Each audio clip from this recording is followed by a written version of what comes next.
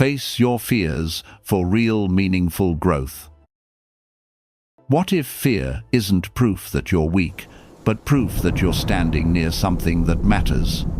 For the next few minutes, we'll turn fear from a stop sign into a steering wheel.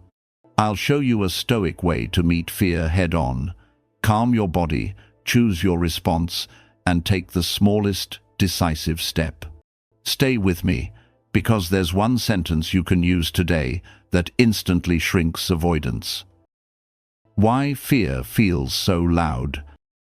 Fear is your nervous system trying to keep you alive with a fire alarm that's set a little too sensitive. The email, the performance review, the first date, your brain reads them like tigers in tall grass. Marcus Aurelius leaves us a lifeline. You have power over your mind, not outside events. That's the pivot. You may not control the tiger or the inbox, but you do control your breath, your posture, your words, and your next move. What most people get wrong about courage? Most people wait to feel brave and then act. The Stoic flips that. Act, and your body learns bravery. Seneca warned, "We suffer more in imagination than in reality." It's not denial, it's training. Courage isn't a mood that visits you. It's a decision you repeat until fear stops driving. The Stoic switch. Control versus not control. Epictetus taught the cleanest filter on earth. Some things are up to us, some aren't.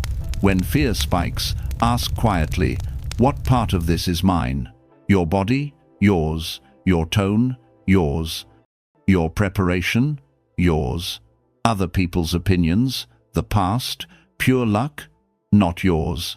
Every time you sort the moment into those two piles, you reclaim energy you used to waste wrestling the weather. State before story, how to quiet the alarm. You can't outthink a nervous system in alarm mode. Calm the body first, then rewrite the story. Lower your shoulders by 1 inch. Place your tongue on the roof of your mouth. Breathe in for 4 and out for 6. Fix your eyes on a still point instead of scanning the room. Now say, this is a hard moment, and I'm the kind of person who moves cleanly through hard moments.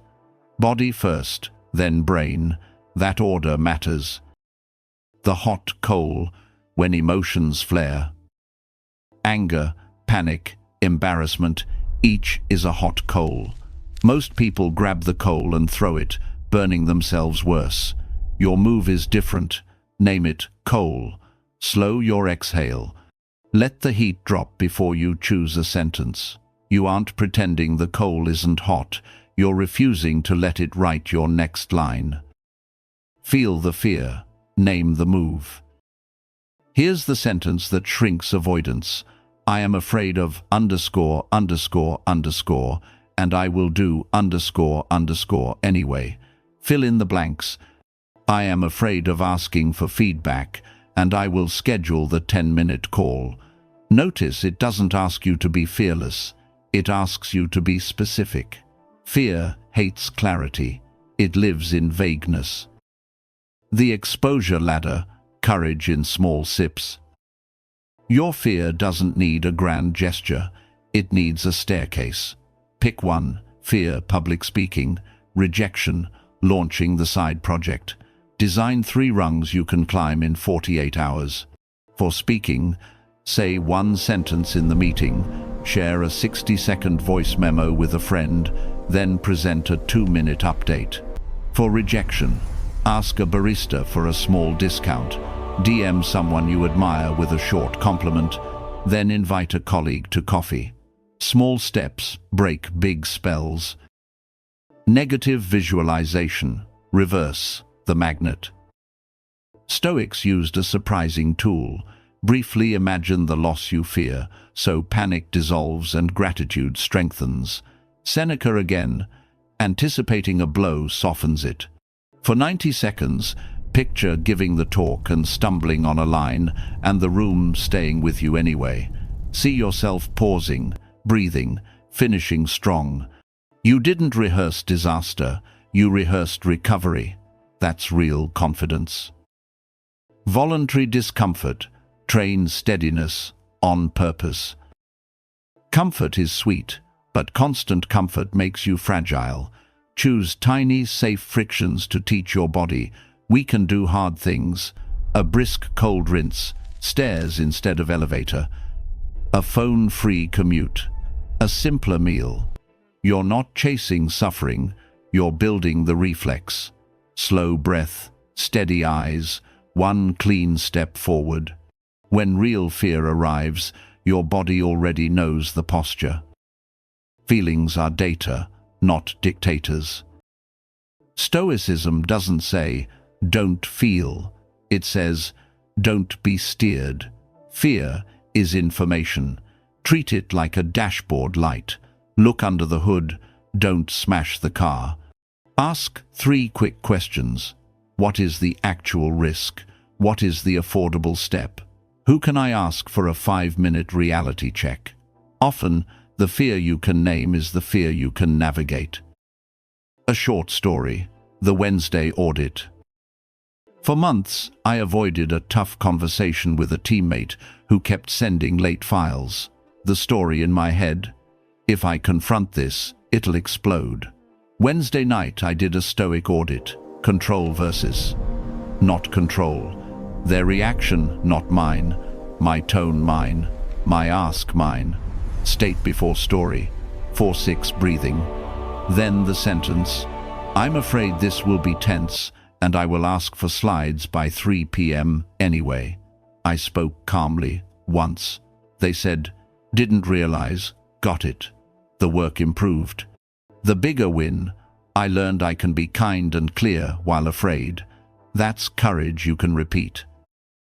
The inner citadel, your daily room for courage.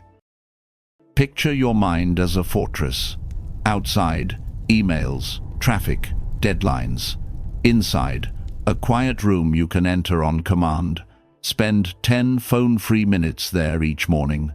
Breathe slowly, then write 3 short lines. What matters today, what doesn't, and who you intend to be while you move through both. This ritual doesn't erase fear, it prevents fear from owning your morning. The 4 virtues as a fear compass. Stoicism offers 4 coordinates when you're unsure. Wisdom asks, what's true here? Courage asks, what's required of me? Justice asks, who will this affect, and how do I serve the good? Temperance asks, what is enough? Run the scary decision through those questions. You'll notice fear gets quieter when purpose gets louder. The 2-minute courage loop. Overwhelm begs for a perfect plan. Courage wants a small step. Set a 2-minute timer and touch the task. Write the subject line, open the doc, and name it. Text, "Can we talk at 10?" When the timer ends, breathe. Decide whether to loop again. 2 minutes won't finish the mountain, but it breaks the spell that keeps you at the bottom. Your 7-day fear challenge, coach mode. Give me 1 week. Day 1, build your inner citadel, 10 minutes, 3 lines. Day 2, pick 1 fear and write the "I am afraid of _____, and I will do _____ anyway" sentence. Day 3, climb the first rung of your exposure ladder, 1 tiny action. Day 4, practice negative visualization for 90 seconds, and then rehearse the recovery you'll use. Day 5, choose 1 voluntary discomfort and smile through it.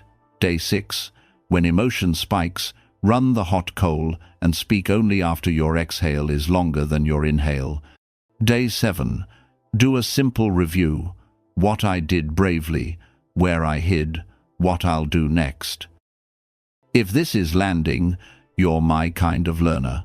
I post weekly Stoic toolkits: calm over chaos, standards over stress, progress without noise.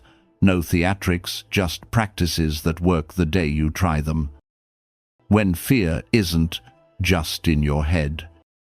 Sometimes fear is a teacher. Sometimes It's a smoke alarm for something real, a boundary crossed, a toxic pattern, a load too heavy to carry alone. Stoicism doesn't replace therapy, community, or medical care. It steadies your hands while you reach for them. If you need help, seeking it is courage, not failure. Mini scenes you'll recognize. Traffic jam. Old you curses and doom scrolls. Stoic you says, coal, breathes 4-6, plays one song start to finish, arrives steady. Hard email. Old you writes a novel and defends every angle. Stoic you writes 3 lines. What happened, what you need, by when. First date. Old you overperforms. Stoic you is present, asks real questions, and lets silence breathe. Fear shrinks when honesty grows. The payoff, not what you think. Yes, you'll get more done, but the deeper win is quiet self-respect. You stop waiting for the world to get easy. You start trusting yourself to move cleanly while it's hard. That's meaningful growth showing up the same day fear shows up. Closing. Here's your blueprint in one breath. Calm your body. Sort control from not control. Name the fear and the move. Climb the exposure ladder. Rehearse recovery. Choose small discomforts. And keep a daily citadel where courage can breathe. Do this, and fear stops being your ceiling. It becomes your doorway. In the comments, tell me the first move you'll take. I am afraid of _____, and I will _____ anyway, and the exact time you'll do it. I read every plan,